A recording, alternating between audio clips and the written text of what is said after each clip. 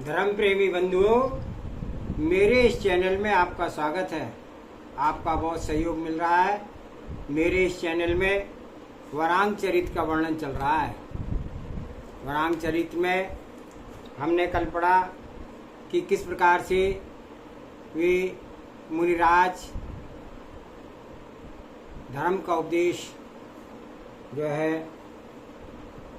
धर्मसेन महाराज के साथ आए समस्त प्रजाजनों को और वरांग को उपदेश दे रहे हैं। उन्होंने उसमें चारों गतियों का, आठों कर्मों का उपदेश दिया, कर्म की प्रकृतियों का उपदेश दिया और आगे उनका उपदेश चल रहा है। उसका स्वाध्याय हम करेंगे।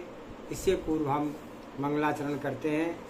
ओंकारं बिंदु संयुक्तं नित्यं ध्यायन्ति योगिनः कामदं मोक्षदं चैव ओंकाराय नमो नमः। अविरल शब्द गनहुगा प्रक्षालति सकल भूतल मल कलंका मुनि विपार्षित तीर्थ सरस्वती हरतु नो दुरितान अज्ञान तिमिरे अंधानाम ज्ञान अंजन शलाकया चक्षुर्मिलितमेन तस्मै श्री गुरुवे नमः। श्री परम गुरुवे नमः। परंपराचार्य श्री गुरुवे नमः। सकल कालुष विध्वंसकम श्रेयसां परिवर्धकम धर्म संबंधकम भव्य जीव मन प्रतिबोधकारकम इदम शास्त्रम श्री वरांग चरित्र नामधेयम। एतन मूल ग्रंथ कर्तारा श्री सर्वज्ञ देवा तदुत्तर ग्रंथ कर्तारा श्री गणधर देवा प्रति गणधर देवा तेषां वचनाशारण साध्य आचार्य श्री जटा सिंह नंदी विरचिते। मंगलम भगवान वीरो मंगलम गौतमो मणि मंगलम कुंद कुंदाद्योति जैन धर्मोस्तु मंगलम। सर्वे श्रोता सावधानतः श्रवन्तु। आठों कर्म की 148 प्रकृति के बारे में केवली भगवान ने कहा और आगे कर्म की स्थिति के बारे में बताते हैं और कहते हैं कि आदि के 3 अर्थात ज्ञानावर्णी, दर्शनावर्णी और वेदनी तथा अंतराय इन चारों कर्मों की उत्कृष्ट स्थिति 30 कोड़ा कोड़ी सागर बताई है। किंतु कर्म के राजा मोहिनी कर्म की उत्कृष्ट स्थिति 70 कोड़ा कोड़ी कर्म है, 70 कोड़ा कोड़ी सागर है। किंतु उसी के अवान्तर वेद चरित्र मोहिनी की 40 कोड़ा कोड़ी सागर ही है। गोत्र कर्म के नाम कर्म की उत्कृष्ट आयु 20 कोड़ा कोड़ी सागर है और आयु कर्म की उत्कृष्ट स्थिति 33 सागर है। इन्हीं कर्मों की जगन स्थिति पर विचार करने पर ज्ञात होता है कि वेदनी कर्म कम से कम 2-6 अर्थात 12 मुहूर्त तक रहता है।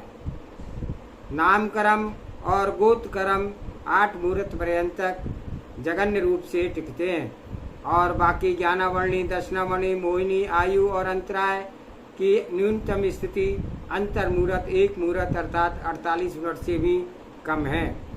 कर्म बंध के कारण बुरे से बुरे फल देने में अतएव जीव के लिए अत्यंत भयंकर इन कर्मों के बंध का प्रधान कारण मिथ्यात्व, भ्रांति, श्रद्धा, असंयम, अनुचित आचार विचार, योग, मन, वचन और काम की चेष्टाएं, ये ही कषाय ही है। जिन प्राणियों को सम्यक ज्ञान के द्वेष है वे मिथ्यात्व मार्गों की प्रशंसा करते हैं। दूसरे के सम्यक ज्ञान का विनय तथा प्रशंसा नहीं करते हैं। उनके प्रचार को रोकने में इन्हें आनंद आता है। ज्ञान अर्जन करने वालों की सिद्धि में जो बार बार अनेक विघ्न डालते हैं, अंतराय इसी विषय के विशेषज्ञ होते हुए भी दूसरे न जान सकें, इसलिए अपने ज्ञान को जो व्यक्ति छिपाते हैं। सम्यक ज्ञान और सम्यक ज्ञानियों का जो अहंकारी निरादर करते हैं, उन्हें अपने ज्ञान का अहंकार और अन्य ज्ञानियों का अकारण वैर होता है। ऐसे लोग निश्चय से ज्ञानावर्णी कर्म के बंध करते हैं और जो सत्य आगम के सूत्र परंपरा का उल्लंघन करके पढ़ते हैं उन्हें वर्जित समय अकाल में ही पढ़ने की इच्छा होती है, अथवा जो गुरु शास्त्र आदि की विनय और भक्ति को यथाविधि नहीं करते हैं वे ही प्राणी शुद्ध ज्ञानावरणी कर्म का निस्संदेह बंद करते हैं। वर्षा ऋतु के काले काले घने आकाश के धवल चंद्रिका को फल देने वाले पूर्णिमा के षोडश कला युक्त चंद्रमा को जैसे अकस्मात भी कहीं से आकर के ढक लेते हैं, उसी प्रकार से ज्ञानावरणी कर्म भी ज्ञान गुण युक्त आत्मा को एक क्षण भर में ही आवृत कर लेता है। किसी एक ओर इकट्ठी हुई कोई जिस प्रकार हाथ से आघात से हिलाए डुलाए जाने से क्षण भर में ही पूरी स्वच्छ जल राशि ऊपर मैली हो जाती है, बल्कि उसी प्रकार से ज्ञानावरणी कर्म का स्वभाव होता है। जिसकी आंखों की ज्योति नष्ट हो गई है, फलतः आंखों में अंधकार छा गया है, ऐसा व्यक्ति सामने खड़े हुए द्रव्य को भी देखने में असमर्थ होता है। ठीक इसी प्रकार से ज्ञानावरणी कर्म ने जिस जीव के ज्ञान पर पर्दा डाल दिया है वह पदार्थों के सत्य लक्षण का विवेचन नहीं कर सकता है। दर्शनावरणी कर्म की निंदा प्रचला आदि 9 उत्तर प्रकृतियां कह चुके हैं, जो प्रदोष नयन मत्सर अंतराय असाधन आदि ज्ञानावरणी कर्म के बंध के कारण होते हैं। यही सब के सब दर्शनावरणी कर्म के बंध के कारण भी प्रधान निमित्त हैं। निंद्रा दर्शनावरणी कर्म के प्रभाव से आदमी वृक्ष की शाखाओं और शिखरों पर सो जाता है, चौराहे के बीच में सड़क पर मौज से खुर्राटे भरता है तथा बार बार जगाए जाने पर भी स्वयं भी जागने का भरपूर प्रयत्न करने पर भी आंख नहीं खोल पाता है।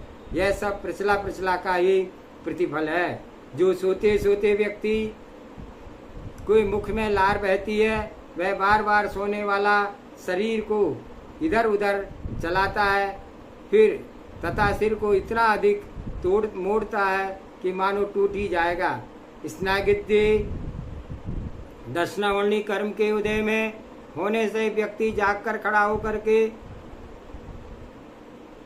तुरंत बाद ही फिर सो जाता है और सोते सोते ही उठ करके कई काम कर डालता है और नींद नहीं टूटती तथा सोते सोते ही कुछ ऐसा बोलता है जिससे पूर्व संबंध ही नहीं होता है। निंद्रा दर्शनावरणी कर्म की यह शक्ति है कि वह चले जाते हुए जीव को तुरंत कहीं रोक देती है, रुक करके खड़े हुए व्यक्ति को बिना विलंब बैठा देती है और बैठे हुए पुरुष को उसके बाद ही लिटा देती है और लेटे हुए को तुरंत निद्रा मग्न कर देती है। यह सब प्रचला दर्शनावरणी कर्म के ही लक्षण है कि आदमी आंख को थोड़ा सा खोल रह जाता है, अर्थात पलक पूरे नहीं ढकते हैं, फिर भी वह सो रहा होता है और बीच बीच में कभी कभी आंख खोल लेता है। इतना ही नहीं, सोते हुए भी उसने के आसपास की घटनाओं का थोड़ा थोड़ा ज्ञान रहता है। चक्षु दर्शनावरणी कर्म पदार्थ देखने को, आंख की सामर्थ्य को सर्वथा नष्ट कर देता है और शेष स्पर्श रसना घ्राण श्रुत और मन की प्रतिभास करने की शक्ति को भी अचक्षु दर्शनावरणी कर्म नष्ट कर देता है। पहले अवधि ज्ञान का वर्णन कर चुके हैं और उसके द्वारा जाने योग्य उत्कृष्ट और जघन्य पदार्थों के साधारण प्रतिभास को जो आवरण अपनी शक्ति को रोक देता है उसे अवधि दर्शनावरणी कर्म कहते हैं। केवल ज्ञान के आगे त्रिलोक और त्रिलोकवर्ती समस्त पदार्थों की संपूर्ण पर्यायों के सामान्य प्रतिभास को जो बाधक है उसे केवल दर्शनावरणी कर्म कहते हैं। प्राणियों के दुख देने, शोक सागर को ढकेलने, वध करना, रोना, विलाप करना, प्राणियों को बंधन में डालना और उनकी शास्ति देने के लिए भोजन पान रोक देना, इस प्रकार की सभी चेष्टाएं निश्चय से असाता वेदनी कर्म के बंध के कारण होती है। सतपातो तथा अभावग्रस्त व्यक्तियों को दान देना, कर्तव्य पालन, प्राणी मात्र पर दया भाव, चंचलता के कारण उपस्थिति में जो शांत रहना, भीतर बाहर पवित्र रहना, तपस्या के अभ्यास के तथा व्रतों का आचरण, ब्रह्मचर्य, शील धारण, संयम पालन और मनवचन काय का पर नियंत्रण करना जीव को साता वेदनी कर्म के कराते हैं। ऊर्ध्वलोक, मध्यलोक और नरक लोक में जितने भी तारण भेदन आदि शारीरिक और शोक चिंता आदि मानसिक दुख होते हैं, वे सब जीव के साथ असाता वेदनी कर्म के ही परिपाक हैं।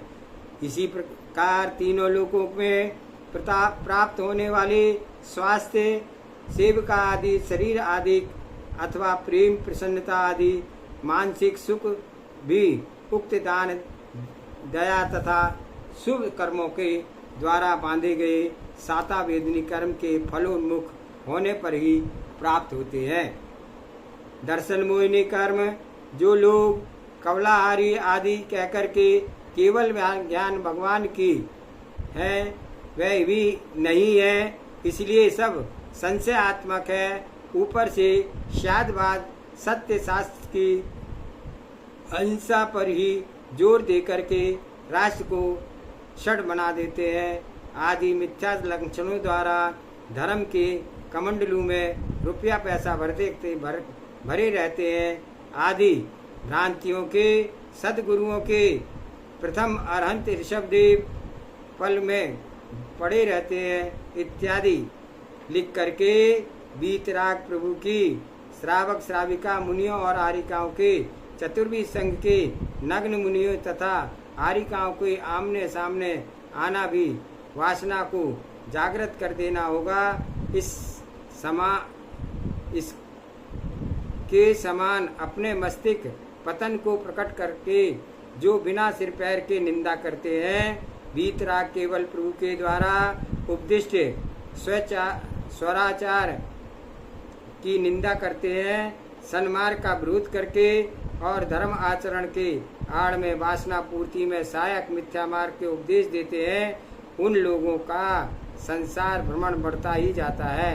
कारण है कि वे जीव निश्चय से दर्शन मोहिनी कर्म के बंद करते हैं, और जिन जीवों की चेतना को दर्शन मोहिनी में चाप रखा है, उन लोगों के शुभ भाव कैसे हो सकते हैं, इसका उन्हें आभास भी नहीं होता, और न तो उन्हें अवधि ही प्राप्त होती है और न ही शुभ कर्म करने के फल चेतना की प्रवृत्ति होती है।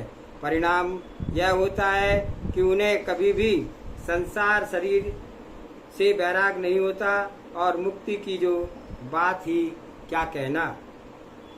जिन्होंने तीव्र में क्रोध कृष्ण सर्प ने क्रोध रूपी कृष्ण सर्प ने डस लिया है, जिनके मन को मन की बाण ने हे उपादेय के विवेक से वंचित करके निश्चेतन कर दिया है, जिनका अंतःकरण माया रूपी मैल से सर्वथा मलिन हो गया है, और जो लोभ रूपी लालिमा से जिनकी आंखें को अंधा कर दिया है, इस प्रकार से सदा ही पाप चिंतन में मग्न रहने वाले लोग ही चारित्र्य मोहिनी कर्म के दृढ़ बंधन करते हैं, और यही चारित्र मोहिनी परिपक्व होकर के अपनी लीला दिखाता है, जिसके कारण उक्त प्रकार से जीव संसार मार्ग में नाना प्रकार के कलेश को उठाते हैं।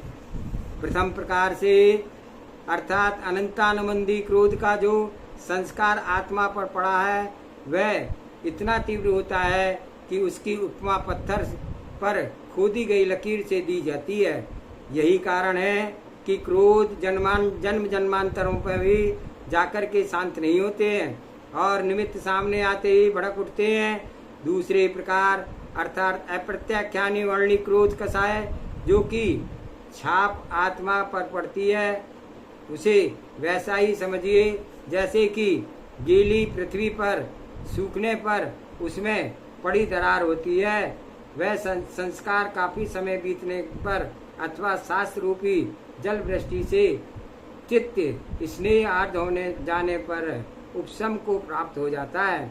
तीसरे अर्थात प्रत्याख्यान क्रोध के उद्धार से वैसे ही होता है जैसे बालू के ऊपर लिखा गया लेख ज्यों ही उस पर ज्ञान रूपी तीव्र वायु के हवा झोंके लगते हैं त्यों ही लेख समाप्त हो जाता है। कसायों के उबार पुर कर एक ही हो जाती है। अंतिम प्रकार अर्थात संजलन क्रोध की आत्मा पर पड़ने वाली झलक पानी पर खींची गई लेखा के समान तुलना की गई है। अतएव जिस कारण से वह उत्पन्न होता है उसके दूर होते ही तुरंत वह विलीन हो जाता है।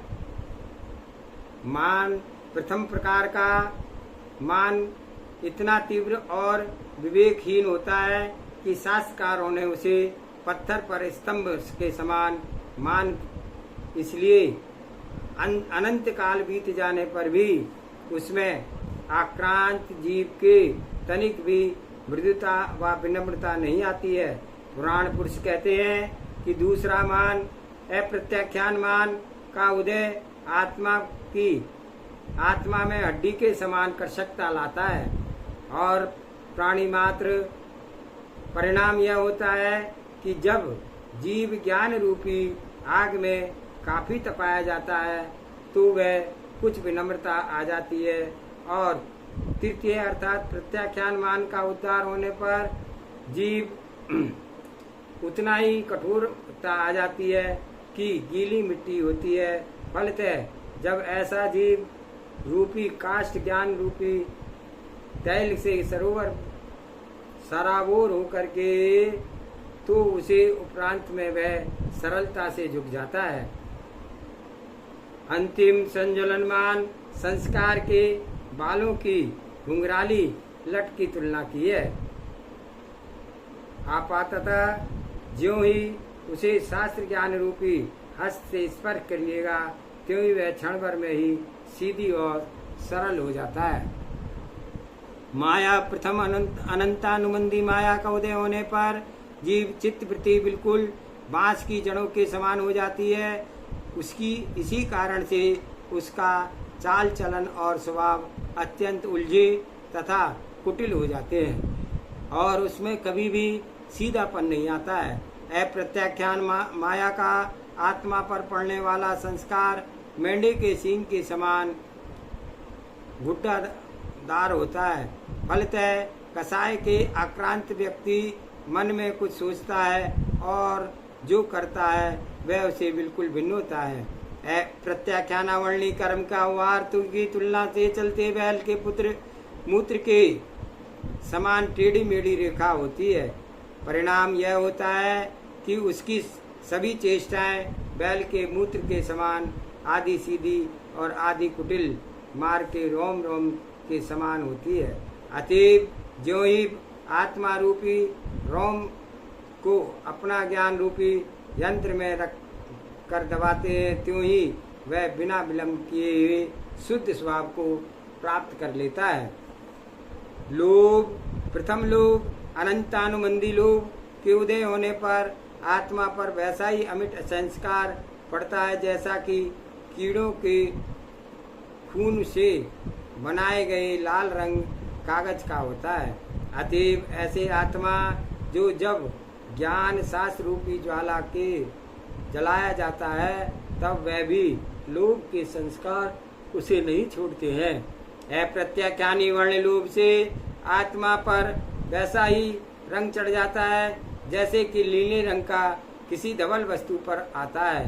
परिणाम यह होता है कि जो ही जीव अपने आप को ज्ञानारूपी जल में धोता है त्यों ही आत्मा तुरंत ही शुचि कर स्वच्छ हो जाती है। प्रत्याख्यान लोभ के उद्गार में गीली कीचड़ की तुलना की गई है। अतः फलतः ज्यों ही प्राणी आत्मा के शास्त्राभ्यास जल को भली भांति धोता है त्यों ही वह लोभ का नामो निशान गायब कर देता है। अंतिम संज्वलन लोभ के उदय होने पर उसका जो विलंब प्रतिबिंब आत्मा पर पड़ता है वह हल्दी के समान पीली लाली के लिए होता है। उस पर शास्त्र रूपी सूर्य की किरणें पड़ी नहीं कि वह क्षण भर में लुप्त हुआ होता है। यही चारित्र मोहिनी कर्म की महिमा है, जो जीव चाहने पर भी किसी भी प्रकार के चारित्र का पालन नहीं कर पाता है, तथा जो जीव किसी भी प्रकार के चारित्र को धारण नहीं कर सकता है, उसका तो कहना ही क्या, बेचारा अनंत काल तक घोर नरक में पड़ा सड़ता है।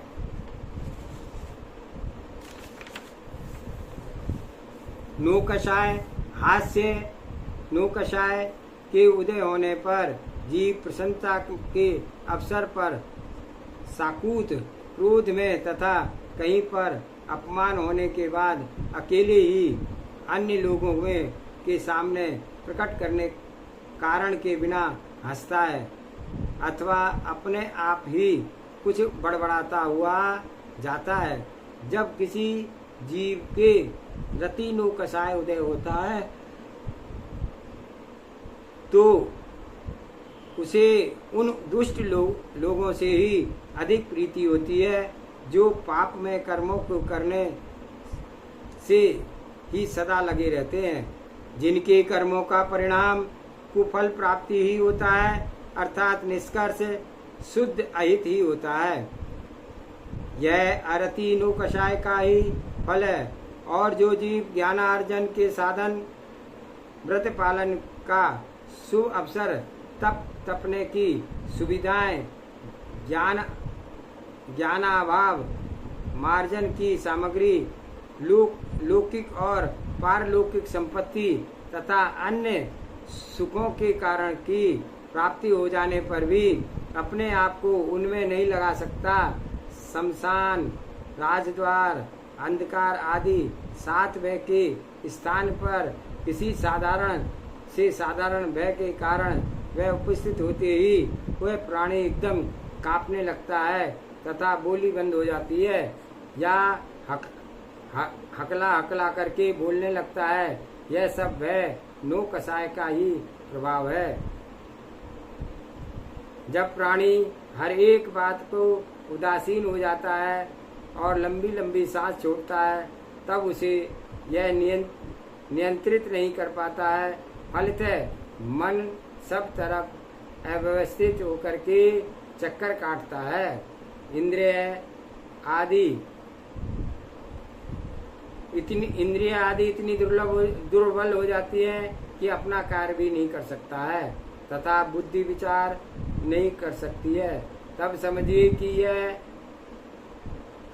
उसके शोक नौकशाय उदय का ही कारण है। पुण्यहीन व्यक्ति 5 इंद्रियों के परम प्रिय भोगों के और उपभोगों की प्राप्ति करके उनसे घृणा करता है, यानी गिलानी से पूर्व ही समझिए उसे जुगुप्सा नोय कसम का ध्यान करना चाहिए। ऐसे स्त्री वेद कहते हैं, स्त्री वेदधारी जीव पुरुष को देखते ही ऐसा द्रवित हो जाता है जैसे कि लाख आग छूते ही जल पड़ती है। स्त्री के साक्षात्कार होते ही जो स्त्री को पाने के लिए आकाश पाताल एक कर देता है, उसे पुंवेद ही कार्य कहते हैं। पुरुष युक्त प्राणी स्त्री को देखते ही वैसे पिघल जाता है जैसे कि जमे घी में घड़ा अग्नि स्पर्श करते ही क्षणभर में पानी की पानी हो जाता है। ईंटों के दबे काम उपभोग संबंधी भयंकर विकलता होती है तथा अत्यंत निंदनीय कुरूपना होता है। समझिए कि वह नपुंसक वेद का ही परिपाक है और अपने अपने विशेष कर्मों के जो फल स्वरूप प्राप्त होने वाले हैं उनकी में उन नौकशाओं के कारण से जीव बड़े बड़े अनाचार और आचार प्रकट करता है। परिणाम यह है कि आत्मा की संसार में स्थिति कलेशपूर्ण हो जाती है।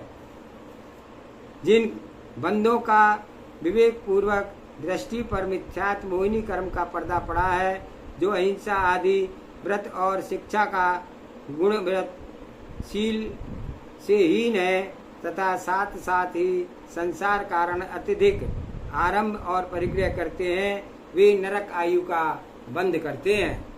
जो अत्यंत मायावी हैं, दूसरों को सदा सर्वथा ठगते हैं, जिनके ठाट व तराजू बाँट व तराजू झूठे हैं तथा एक रस में दूसरे रस को मिला करके जैसे दूध में पानी, घी में चर्बी आदि, ऐसे लोग त्रियंच आयु कर्म का बंध करते हैं। जिनके क्रोध आदि कसाय स्वभाव से मंद हैं, जो यद्यपि सामायिक आदि शील तथा काय कलेश आदि इंद्रिय संयम का पालन नहीं करते हैं, तो भी दान देते हैं, व्यवहार में सरल और कोमल है, ऐसे ही प्राणी मनुष्य आयु को प्राप्त करते हैं। स्वर्गवासियों की आयु को वे ही पाते हैं जो आसक्ति या फलेच्छा पूर्व संयम पालन करते हैं, जो बिना उद्देश्य के ही ऐसे कार्य करते हैं जिनके कर्म को निर्जरा हो सकती है और संयम आचरण कहते हैं, और जो कि सम्यक दृष्टि, सम्यक ज्ञान और सम्यक चारित्र से परिपूर्ण होते हैं।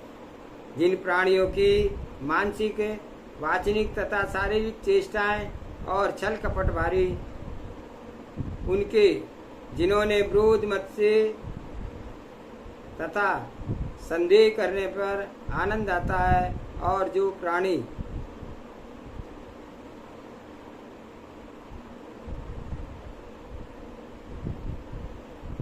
दुर्वर्ण अपयश कीर्ति आदि पूरे नाम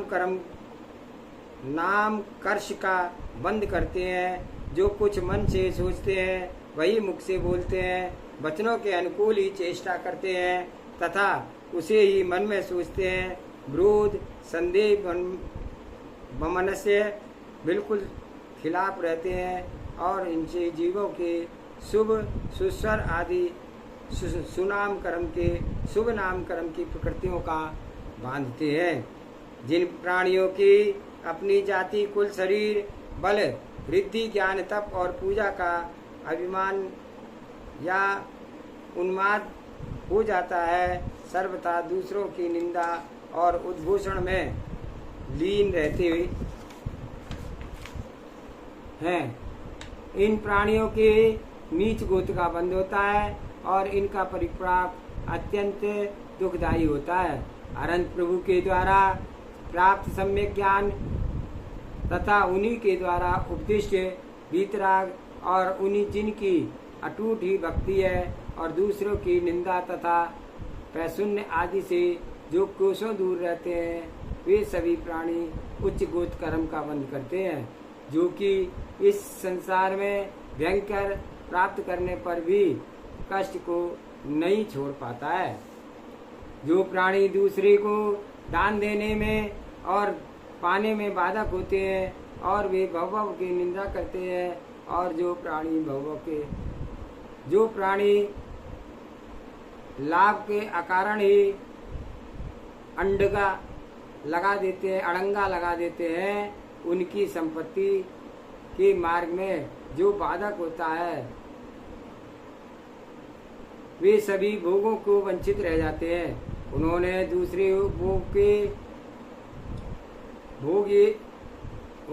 दूसरों के उपभोग भोगने के मार्ग में छोड़े अटकलें, ये सन्मति आदि साधनों को पाकर के उपसर्ग स्वर्ग में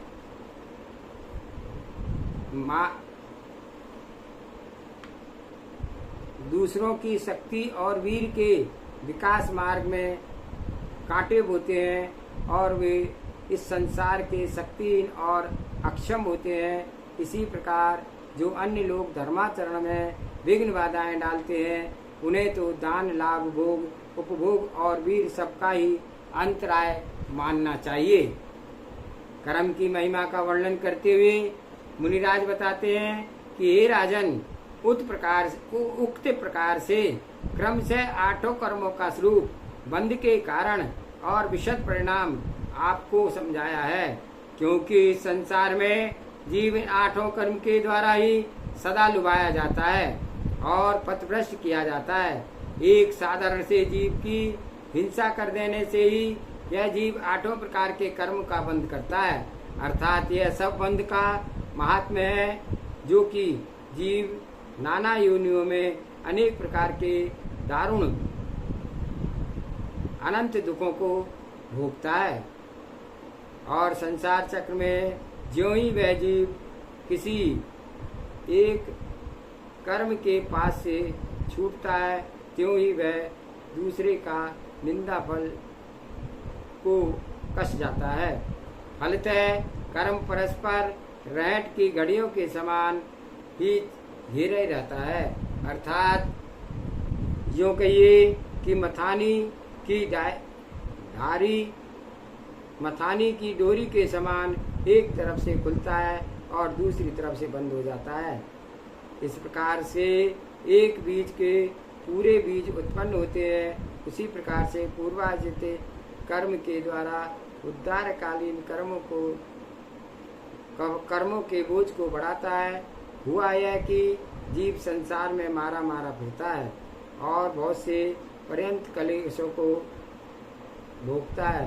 हे राजन, यह ज्ञानावरणी आदि 8 कर्म इस जीव के पीछे अनादिकाल से चिपके हैं और इस जीव के एक दो नहीं हजारों